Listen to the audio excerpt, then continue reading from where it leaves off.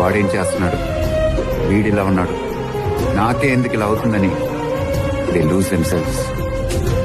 ఇక్కడ ఎవడి లైఫ్ కి వాడే హీరో, ఎవడి బలం వాడితే. నాకంటూ ఓ బలం ఉంటే నీకంటూ ఓ బలం ఉంటుంది. ఆ బలమే నీ నమ్మకం. నువ్వు దేన్నైతే నమ్ముతున్నావో దాని మీద నిలబడు. దీని అమ్మ గెలుపు దానంతటా అదే వచ్చి నీ కాళ్ళ దగ్గర కూర్చుంటది.